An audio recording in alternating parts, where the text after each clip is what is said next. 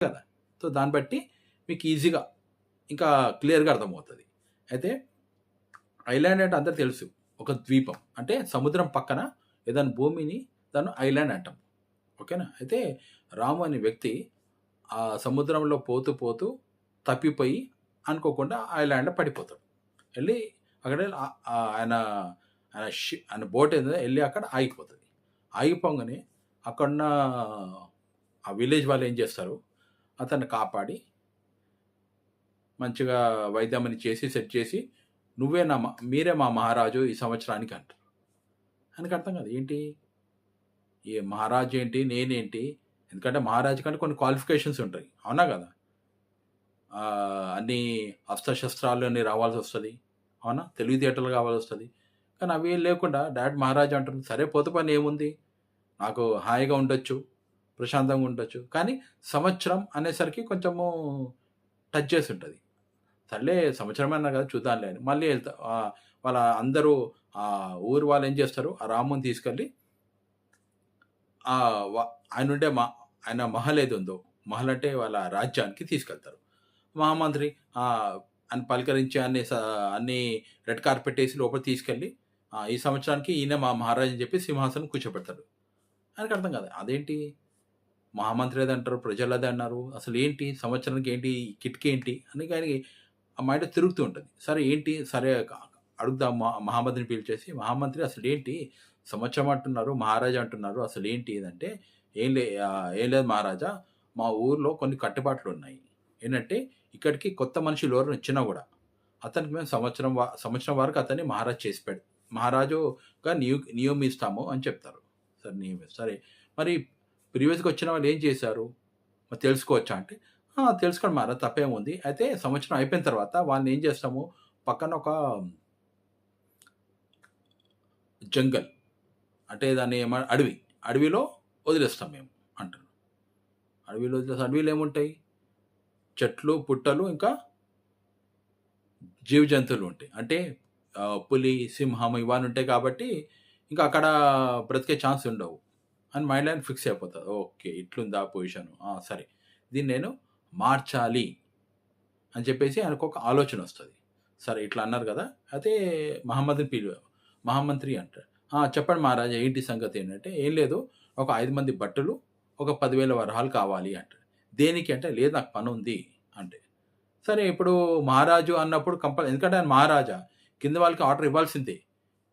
Reply ఇచ్చినా ఇయ్యకపోయినా వాళ్ళు పట్టించుకోరు. అంతే గదా! ఎందుకంటే ఆ పొజిషన్ అటువంటిది. సరే మరి 5 మంది బట్టలిస్తాడు.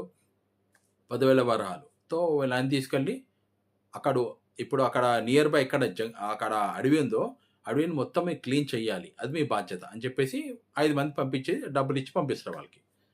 వాళ్ళు అదే పనిలో ఉంటారు. నడుస్తుంటది. అయిపోయింది. అడవికి పంపించి ఆ పనులన్నీ చేస్తుంటాడు. మళ్ళీ ఒక 2, 3 నెలల తర్వాత మళ్ళీ ఇంకో 5 మంది కావాలంటాడు. సరే మళ్ళీ 10,000 వరహాలు. సో, అదే పని. అట్లా సంవత్సరం గడిచిపోతది. సంవత్సరం అయిపోయిన తర్వాత ఇక సమయం వచ్చింది. మళ్ళీ వెళ్ళాల్సిన సమయం వచ్చేసింది. అయితే ఆ ప్రజలేం గమనిస్తారంటే, ఈయన కన్నా ముందు అంటే రాము కన్నా వచ్చిన ముందు ఎవరైనా కానీ అందరూ సంవత్సరం అయిపోంగానే పోవాలంటే భయపడుతుండే, నా జీవితం ఏమైపోతదో ఆలోచనొచ్చేస్తుండే. అట్లాంటిది రాము ఏమో భయపడ్డాడు. సంతోషంగా పోతుంటాడు. దేనికో అర్థం కాదు. సరే ప్రజలేం చేస్తారు, ఆ ఊరి ప్రజలేం చేస్తారు, సరే ఇట్లా కాదు ఒకసారి చూద్దాం అసలేంటి, అసలు అంత సంతోషంగానే పోతుండంటే ఒకసారి చూద్దామని చెప్పేసి ఆయనెక్కడ వదిలేస్తారో ఆ ప్రాంతానికి ప్రజలంతా పోతారు. పోంగానే వాళ్ళంతా ఆశ్చర్యపోతారు. అదేంటి ఇక్కడొక ఇక్కడ ఊరుందా? ఇక్కడొక రాజ్యం ఉందా? అని చెప్పేసి అప్పుడు వాళ్ళు ఆశ్చర్యపోతారు అర్థంగా. అప్పుడా వాళ్ళకర్థమవుతది. ఏంటి ఏం లేదు. ఇప్పుడొచ్చిన వ్యక్తి, రాము అనే వ్యక్తి ఏం చేశాడంటే, ఇక్కడ ఒక ఆయన ప్రపంచాన్ని క్రియేట్ చేసుకున్నాడు అని వాళ్ళకర్థమవుతది. ఓకే. సో, ఈ కథలో మనము తెలుసుకోవాల్సిందేంటంటే, ఇప్పుడు స్టార్టింగు రాము వచ్చినప్పుడు అతనికేమంటారు? "నీకు సమయం సంవత్సరము. ఈ సంవత్సరం వరకు ఈ ఊరికి నువ్వు మా మా ఊరికి, మా రాజ్యానికి మీరు రాజు. సంవత్సరం తర్వాత మేము అడవిలో వదిలేస్తాం." సో, అడవిలో వదిలేస్తాము అని చెప్పేసారు కరెక్టే గానీ, అడవిలో ఏం చెయ్యాలి? అనే ఆలోచన ఎవరికి రావాలి? ఆ మనిషికి రావాలి. సో, ప్రీవియస్‌గా ఎవరు ఎంతమంది ఉన్నారో వాళ్ళకి ఆలోచన రాలేదు. వాళ్ళేం చేశారు? ఉన్నదంతా సంవత్సరం లోపు ఎంజాయ్ చేసుకున్నారు. ఇక అడవిలో వాళ్ళ లైఫ్ అంతా ఎండ్ అయిపోయింది. కానీ ఈయనేం చేశాడు? అట్లా కాదు.